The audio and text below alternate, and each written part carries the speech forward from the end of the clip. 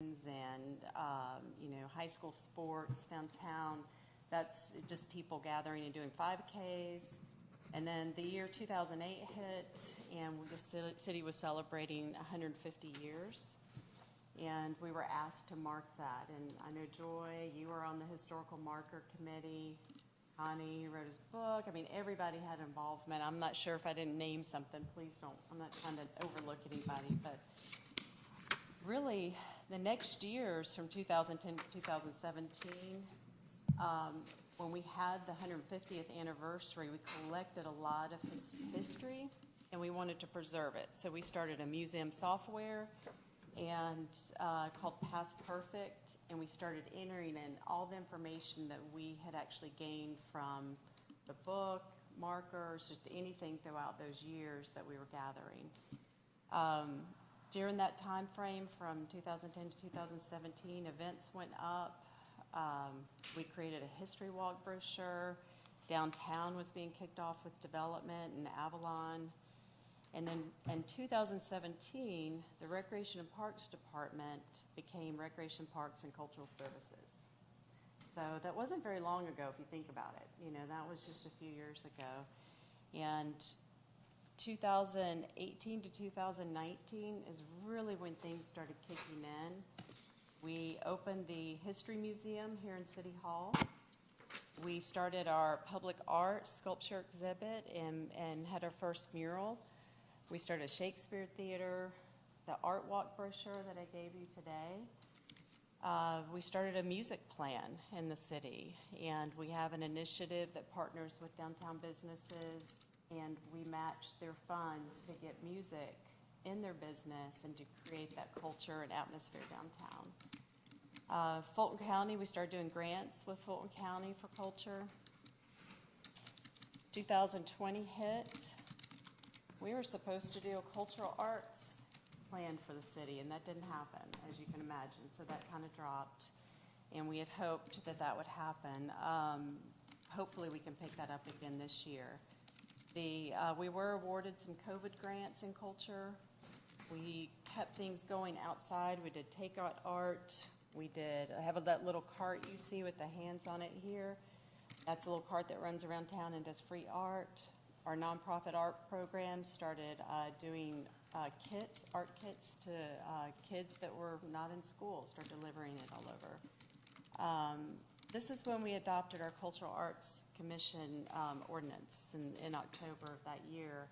We just did a lot of behind-the-scenes work, and what became very apparent is we were at a council meeting, and we were starting to talk about sculptures and sizes and colors and just things that we needed to do before we got to that meeting. So there were a lot of things like that. Just as culture was expanding,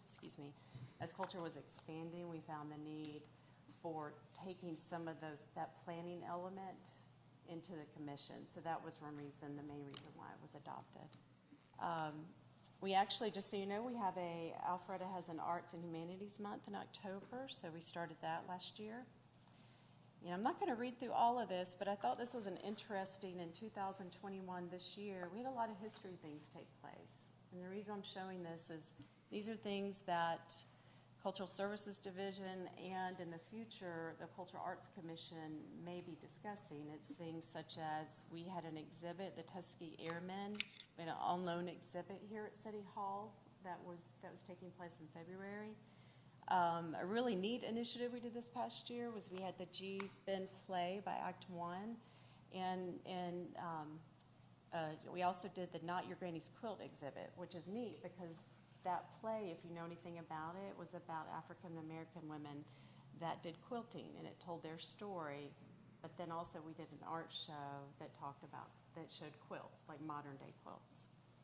We had Dorothy Norwood. We did a proclamation. We were fortunate enough, which we haven't finished yet, with the Historical Society, Chestine Carter collection came up this past year, and we're still trying to figure out a way to finish out that collection and working with the archivist with the Historical Society. And then one thing that I'm working on very actively that I will present to the Cultural Arts Commission is the MOU with the Mansell House Log Cabin and Archives. If you're not aware, the city does own the Mansell House, and we own the actual structure of the Mansell House, the actual structure of the log cabin, and we partner with the Historical Society for the archives. And what that means is the Past Perfect museum software I mentioned to you a little earlier, we help support them in our IT department. So we actually pay for that museum software, we pay for all the IT equipment in the archives, and we back that up in our server to make sure that that history's not lost. So that's regularly backed up with the city system. Let's see. So overall, just as a summary, and I can't go into all the ins and outs, but one roundabout term I can give you to kind of talk about the difference between the Cultural Arts Commission and the Historic Preservation Commission, because I was asked that at the meeting when I presented to them, is, and some communities have been using this distinction too, so it's worked pretty well, is the Cultural Arts Commission is intangible, meaning we're talking about stories, we're talking about, we're telling the stories through markers, we're telling the stories through the farmhouse documentary. All of these elements that you see here, we have different partnerships like at the log cabin, and we have kids come in for history camps. So we're looking for partnerships in the community and trying to tell stories through those. The Historic Preservation Commission, and this is where I'm going to let you guys, if you have anything you want to say, is they deal with the tangible elements, and I know that's something that I'm not involved in, so I'm not going to go in full description on it. But with the architecture, you're dealing with the more physical pieces of that. So, but that's really, I mean, the basic gist. I can show you. These are, I'm not going to go in great details, but when I did my presentation for them, I did the art center and galleries. Like I told you, we do music, theater, and dance. And I can send everybody this if you'd like to look at it. It just shows some of our resources in Alpharetta and public art initiatives. So that's really the bulk of what we talked about. Wow. Any questions or anything?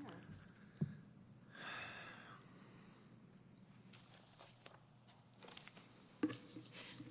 I'm curious, if and when Farmhouse is developed, would that go under the MOU as well? No, that's not included in that MOU. I'm just saying from my experience in doing other similar projects, I could see maybe my division working with the Historical Society to tell a story, about the place, and kind of if it was, a walking, where you have kind of like the past and you're telling the story of Farmhouse. I could see us working on that, but as far as obtaining Farmhouse, that would be through Kathy. Okay, thank you. Question. Do you said that the city provides the software support for the Mansell House and the log cabin. That's because the city owns those two properties? Do you provide that kind of service to any other historical or cultural organization? We provide it, I wouldn't term it as the Mansell House and Log Cabin. We provide it for the archives. And the reason for that is, and I would like for all of you to know about Stephanie Anderson. She is probably one of our gems in the city. She donates upwards of 20 to 40 hours a week or more in preserving our city history. And most people do not know about her. And she's been doing it for 3 years, 4 years? I don't even know how long. Maybe 2.5, 3 years. I would Right, 2.5. And the reason why I mentioned her in reference to your question is she, what we do with that is she'll filter questions. Like we'll get a question about, at the hardware store here, they wanted a historic photo. And she spent time with them in research. They called our community development department and they referred them to the Historical Society. She filters questions about the cemetery. She helps the city, different people in the city frequently in researching and looking in the archives. So part of that partnership and that time, we provide the computer and we provide the software and we back it up on our system.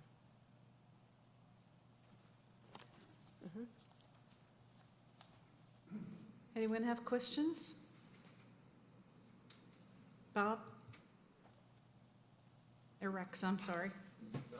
Okay. I know what I'm thinking. All right. Well, Okay. Thank you, Kim.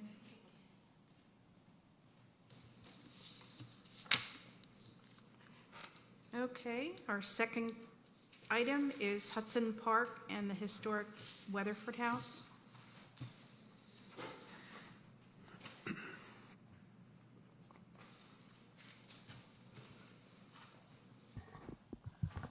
Thank you, Chairman. I think the board has asked for several months, probably several years, for updates on these two buildings that I'm going to talk about. So we actually have an update. So we wanted to make sure that we came in and talked to you about that for these important structures. And one of them is the Weatherford House. And I know it sat there for so long without anything being done to that house to restore it. And there's a map of the location. Of course, this is at Canton and Mayfield, and it's the Weatherford House. And we just had a project that was approved by City Council, by the Planning Commission and the City Council, that I wanted to share with you. It's a new 16 single-family homes. I'm going to put the site plan up here that was approved. And the reason I had to go back to council, it was previously approved for townhomes, and they actually wanted to do detached homes.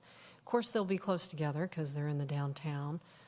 They'll be over $1 million, even though they're on these small parcels. But they had to go back to council because they were only approved for townhomes. So they had to go back in order to change it to the detached lots. So here you can see on the site plan, the house is actually located on this lot, so it'll be a separate lot. This is Canton Street. They've set aside some green space at the corner, and the reason they set that aside is there's a planned roundabout in the future. They also had approved the Weatherford House for a residential use or an office use. So, you know, it's a small, I don't know the square footage of that building, but it can be converted to office or residential. And they also were approved to put on-street parking here along Canton Street. I don't think I have a bigger plan that shows, here it is. Let me put it up here. So if this is the lot, the city actually owns 50 feet in this area that backs up to the offices that front Main Street. So here's that lot. Here is the Weatherford House, and then we own this 50-foot property along Canton Street. So they're going to do some on-street parking, kind of what you see at the other locations and the townhomes that have been developed farther to the south. And the on-street parking spaces, they can be used by anybody. So it could be somebody that even wants to park there and then walk over to the Arts Center. I know the Arts Center sometimes can have trouble with parking and need additional parking. So as part of that approval, the council did require that they put some improvements for on-street parking. It is. Yes. And it's just the same as what's been approved at west of Main and the other development, the Georgian, has some on-street parking in front of it. And here's some of the architecture that was approved. So, of course, there's the historic structure that they'll have to restore. And any changes, big changes that would happen to this building, they'd have to come back to this board, because one of the requirements of the zoning was that it be designated as a historic structure and not just on the contributing list. And with the original zoning that was, I think it was 2005, 2006, it was years before we actually put together a historic preservation ordinance. Mm-hmm. So we didn't have that capability at that time that if somebody came in with a historic structure to require that they become a designated historic structure. So that's one of the conditions of zoning that council placed. And this was actually in May, so this is just a couple of months ago. So they'll have to go through that process, and any changes that they have to that structure besides just normal restoration would have to come before this board for approval.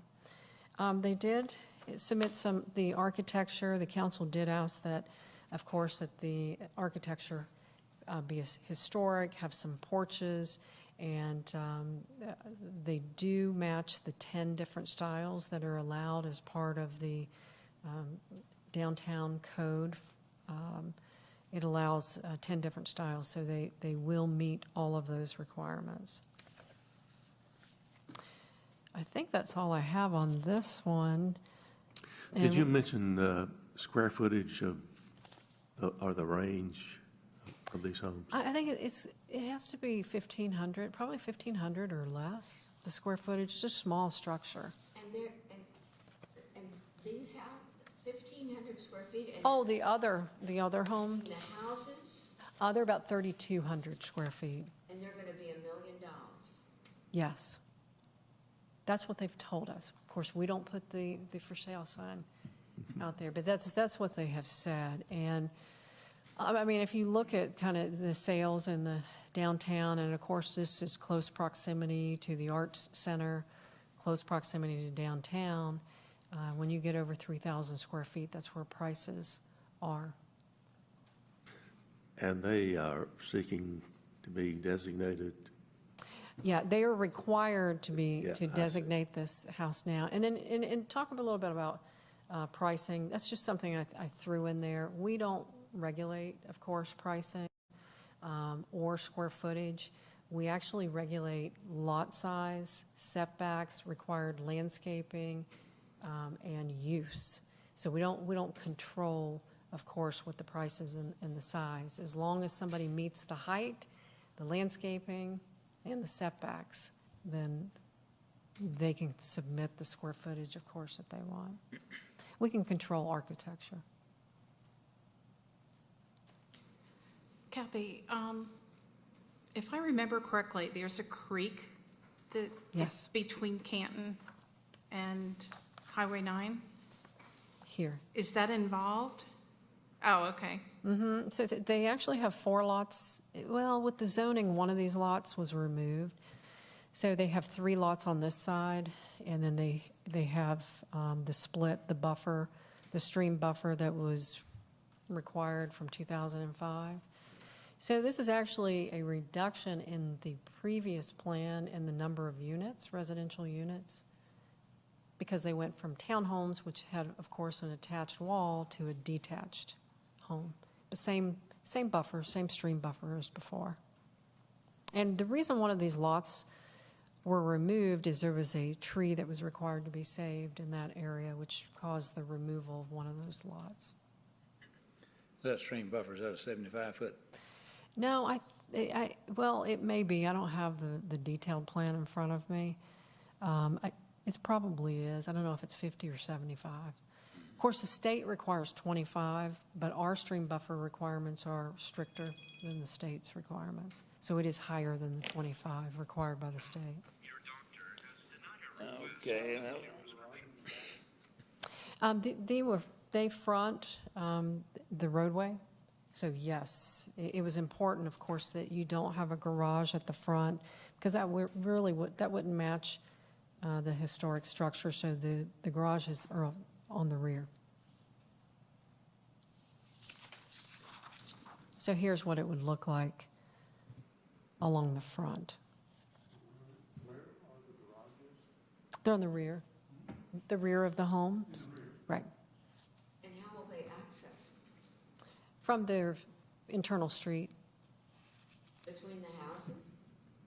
The cars will go between the houses? There's enough room to get to the garage in the back? Or It's just like other downtown developments, like west of Maine, where it's the garage is in the back of the house from private alleys. just wondering how they're going to get to them, how the car is going to get to the back of the house. Boise, east of Maine, off of the street, the main road. All right. I think these houses, lots here So this is, Mayfield. okay, so I see what you're saying. This is, the gray is the internal street. Oh, okay, so the. So when you come in here, that's the rear of the house. So basically, the rear of the house is facing the street. Facing the And because you have the requirement where the nice front is actually facing the street. That's required in downtowns. Okay, Yeah, all right. in our downtown I'm code. sorry, I was thinking that they would face the street. I see what you're saying, yeah. And then, yes, that would be very difficult to Right. to I'm go back. thinking, yeah. Okay. And the 11 could be too far. Yes. So there's a, What's the distance between houses? in order to meet fire code, it'll be anywhere from 5 to 7. They can go to 5 feet without putting a sprinkler system, but if they get any smaller, then they usually have to put in a sprinkler system on the porch next door. So most of the time, they like to keep it 5 to 7 feet. So they're gonna have to roll their lawnmowers through their house to get to cut that part. We've had the opportunity to be in some of the homes now in Alpharetta. Probably this is not a historic commission, but how much more can Alpharetta support housing like this? Housing like what? Are you talking about? Very tiny, but very expensive. Well, the builders have said that they, Not very They're- tiny, but small, but very expensive. yeah, they wouldn't build it if somebody wasn't buying it. Yeah. And we've approved another one very similar on Cumming Street. I had a meeting with a builder before I came in here about another development, not in the downtown, but nearby, but he does have a downtown project. He said he can't keep it in stock. They're actually selling so quickly, they don't want to put other people under contract because they're afraid they can't get the supplies. So more or less, it's more of a supply problem than a customer problem. No, Yeah. I'm not a native of Alpharetta, but to see what Canton Street, to know what it used to look like and what it looks like now is a little bit disconcerting, actually, to me. Because a lot of that historic fabric is disappearing. And when you say historic fabric, what was removed on? Houses, the little, with their. And so that's good that we have, now we have a historic preservation ordinance, because at that time, we took what the Historical Society gave to us as to what should be on that list, and we went from that list, and we've stuck to that list.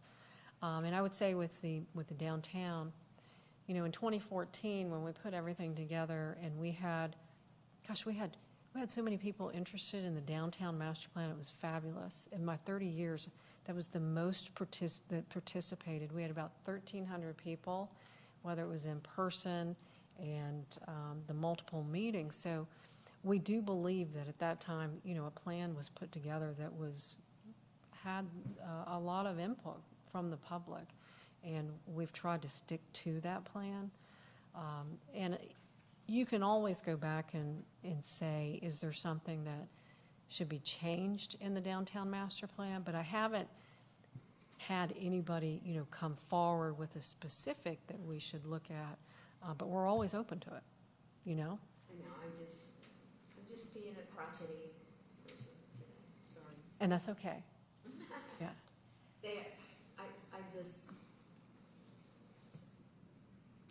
I think I understand where Joy is coming from.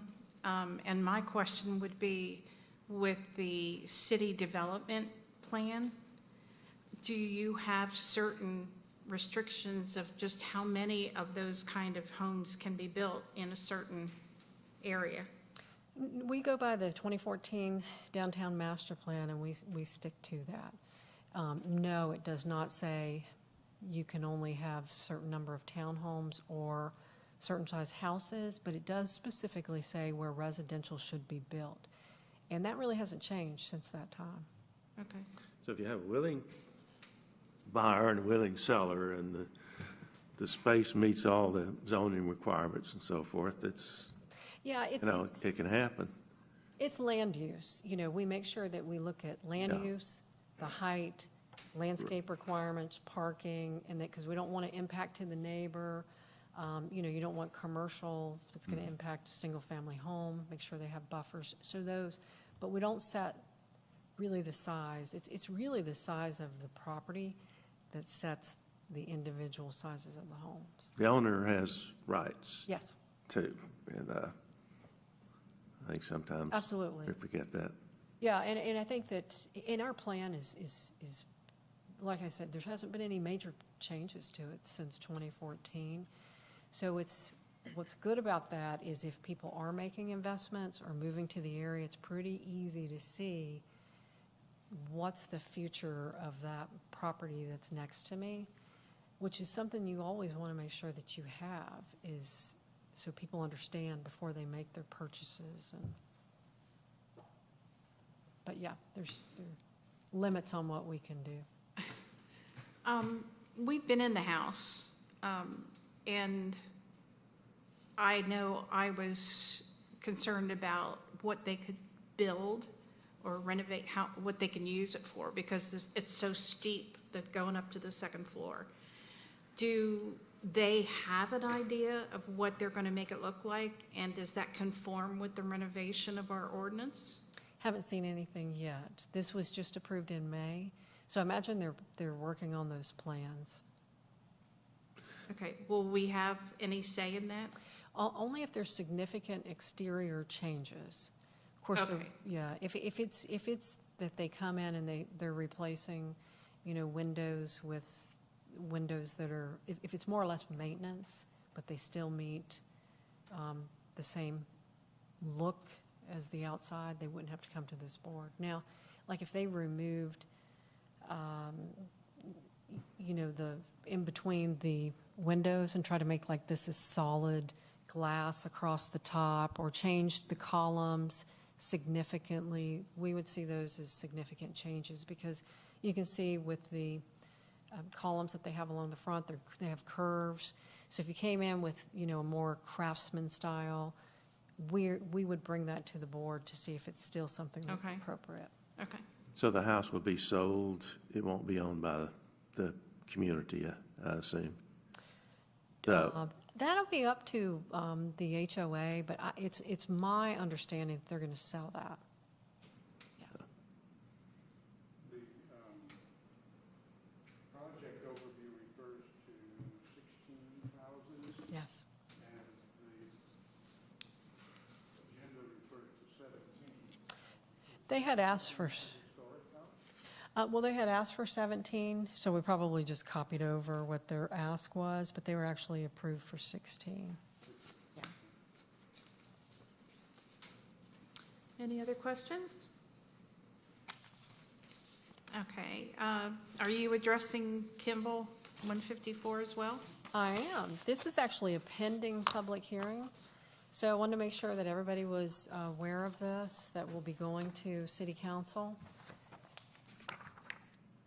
So this is still owned by this Board of Education, and of course, this is the Bailey Johnson School on Kimball Bridge. You can see it hatched out here, and I'll put a picture up here just to remind everybody what it looks like.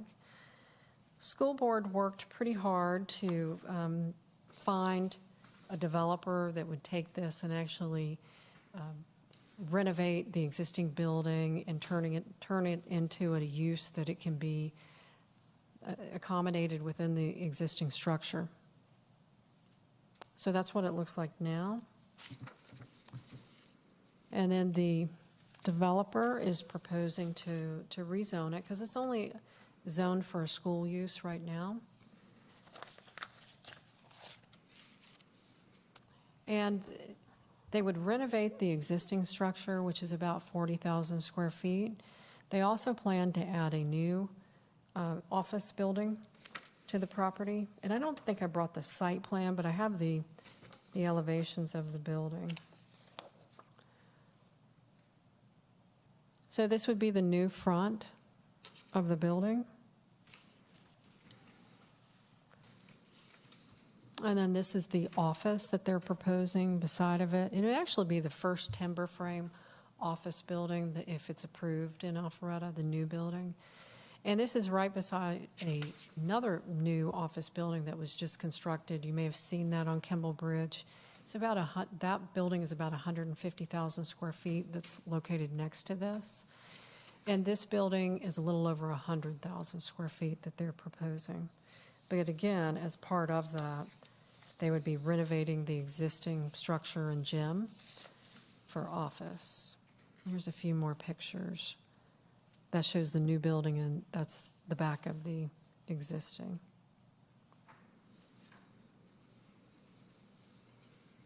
What they found in the office market is there's a lot of companies that are looking for smaller square footage, whether it be 2,500 square feet to 10,000 square feet. And that's the market that they're going after to be able to convert that existing school. There's another picture. And I thought this was interesting. They said that because there was never a playground on the Bailey Johnson School, they wanted to include some outdoor playground equipment. Of course, it's going to be probably 25-year-olds that are using it while they're at work, but I thought that was an interesting addition to what they wanted to add to the project. And this one is actually scheduled to go to council in August. They were scheduled for July, but they did defer that to August. So that'll be the Planning Commission August the 5th for consideration, and then City Council on August the 16th. And if you have any questions about that, let me know. The colors, is that the final choice on the colors, or? They will have to they will either go to Design Review Board, they'll go to Design Review Board, or even council can change that at that time. And if you have any suggestions, of course, we could give them suggestions. And I did say this was a historic structure, but of course, it's not on our list. But to us, because it's almost 75 years old, we still consider it and try to make sure that it is saved when we've been working with people over the last year.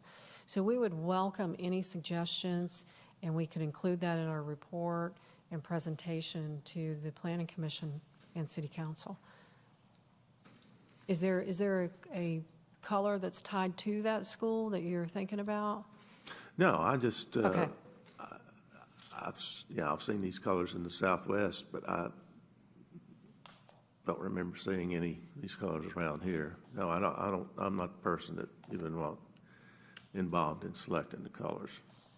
And there's the front of that. Does this property include the church next door? It does not.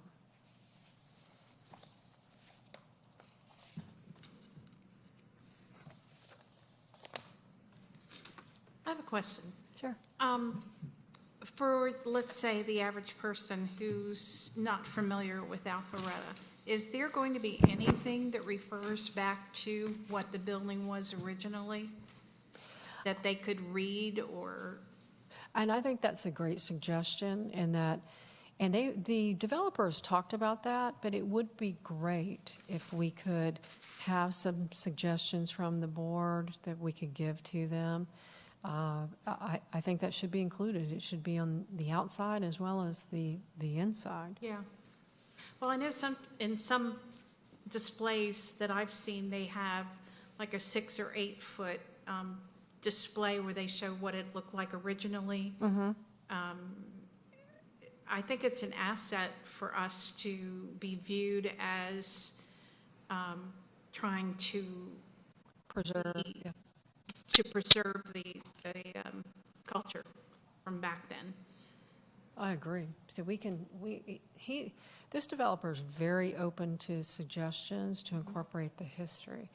And I will tell you, it's most of the developers that we meet with now, they would love to be able to find a building that's a historic building to convert to another use. Mm-hmm. And that's, people that are coming to work and people that will come to work here in the future, if it's approved by council, they want to know that they're part of something, that there's a place, there's a story. Mm-hmm. If they're going to come to work and take the time to come to work instead of work from home, they want these kind of exciting places that they feel like is part of history. So That's a good point. if we had more, we would actually have more interest, but I know Pat has met with the developers oh, good.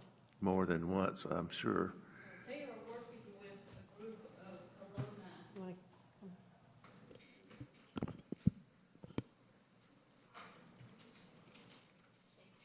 And is this Bruce Fernard that you've been meeting with? Yes. Okay, good. And then Pat, if you don't mind to just state your name and address for the record.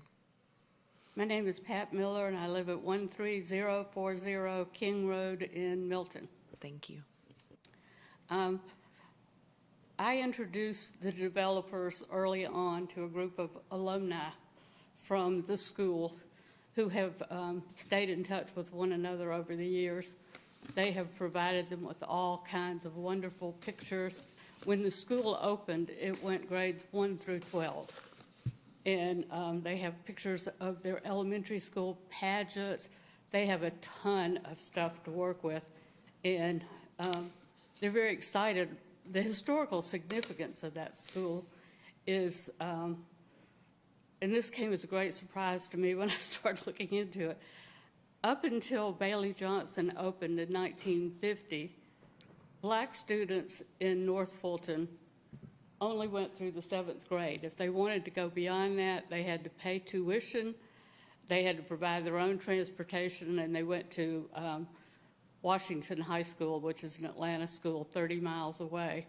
So very few black people in North Fulton prior to the opening of Bailey Johnson had high school educations. And when Bailey Johnson closed in 1967, that ended segregated public education in North Fulton. There was another similar school in the southern part of Fulton County that was open for one more year. But Bailey Johnson is very important to the history of Alpharetta. If you have any other questions, I'd be glad to answer them. Thank you, Pat. Wow.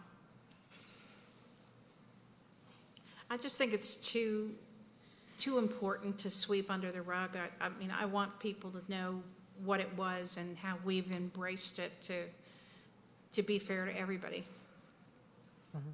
And the school board was great. I mean, they had a lot of developers that were looking at it a couple years ago, and they wanted to do something where they removed the old structure. So they waited until they found somebody that they thought would take it and renovate it and do something wonderful with it. So, and of course, nobody purchases anything until they've been through the planning and city council process. So I'm sure that, somebody has this under contract contingent upon getting those approvals. Great. Any questions? Do you know how many students were at the school at a given time? Were they all black? They were all black, and when it closed in 1967, it stayed closed for about a year, and then it opened back up as Kimball Ridge Elementary School, which had both black and white students. And when that one closed, it became a service center for the school system. I don't know exactly how many students there were at any given time. I know the first graduating class had about 3 people in it. So it was never a very big school, but it was a very important school. And I probably should have mentioned this before, but we have already written a historic marker for Bailey Johnson and the developers. If you saw it in the drawing, there's like a little turnaround in the front of the school where you come in one side, drop off people, and go out the other side. They're planning to do a garden in there for the historic marker. So they're very excited about this project. And having met with several others in the past who started out saying, oh, we're going to do all this, we're going to do all that, and they fell through, these guys, I think, are the real deal. I think they're going to do a really nice job. Pat, you'll have to come to the Planning Commission and the City Council. I think you have the most information on this one. There were never very many black families in Alpharetta. I don't know, maybe 50. What was that? Black families in Alpharetta, probably not more than 50. They all live right there in that neighborhood. Bailey Johnson actually served 4 communities. The one that was there by the school, the Broadway community in Roswell. There was a black community in Shake Rag and Pine Street.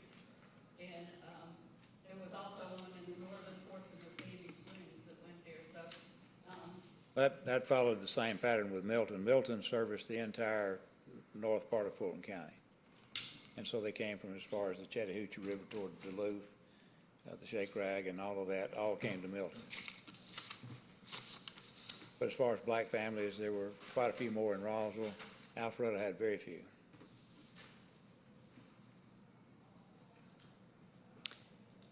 Any other questions, discussion? What? Wait a minute, I can't hear you. Okay.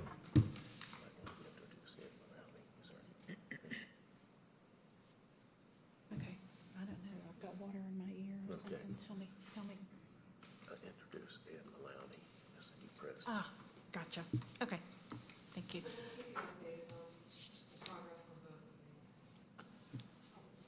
I have a question not on the agenda. Could you give us the status on the women's club structure? I don't have a status on that. I'd have to find that Okay, and bring that to the next meeting. Or we'll email. We can ask code enforcement and then send them an email on that. okay. We'll send out an email. Does anyone know of an update on it? I think the last we heard, he was planning to renovate the house. He is, it's underway. Pat mentioned that to me the other day. I don't know how far along they are.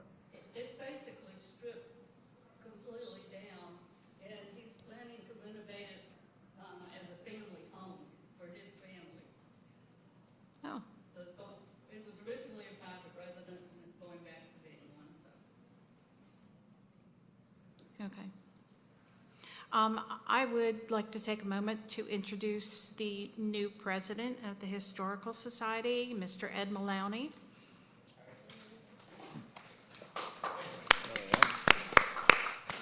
Pat did a wonderful job as previous president, and I'm sure that Ed will be equally up to the task.